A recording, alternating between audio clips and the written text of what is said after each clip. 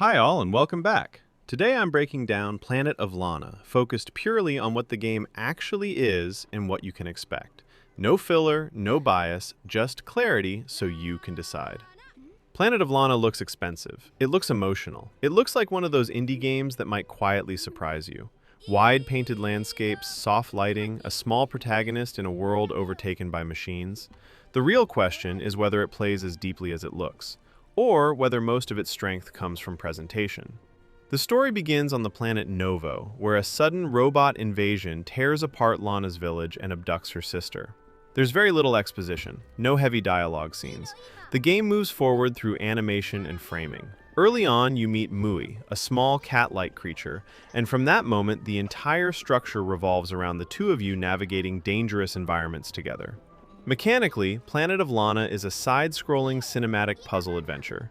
There is no combat system. You don't unlock weapons or layered abilities over time.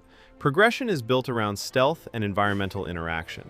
You command Mui to follow, stay, reach small openings, bite cables, or activate organic plants that extend pathways.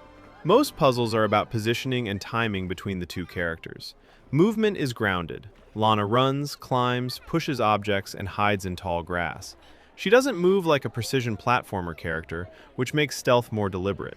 Robots patrol fixed routes, and you often need to study their patterns before moving.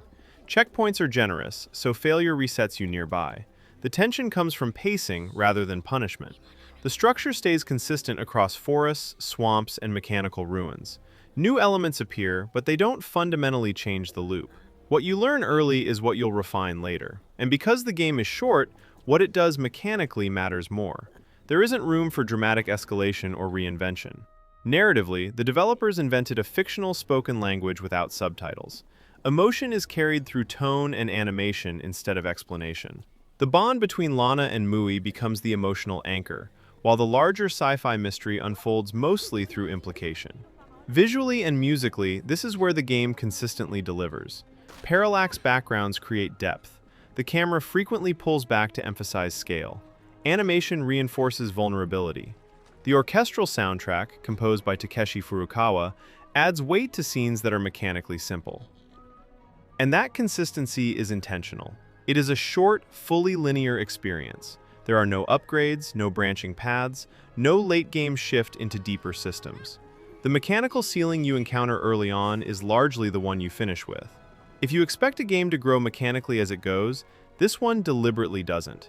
It doesn't try to become bigger than it is, and that's either restraint or limitation, depending on what you value.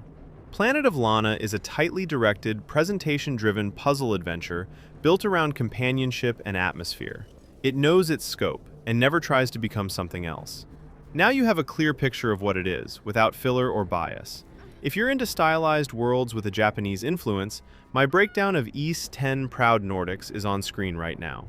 That was it. If you like videos that do not waste your time, please consider liking and subscribing.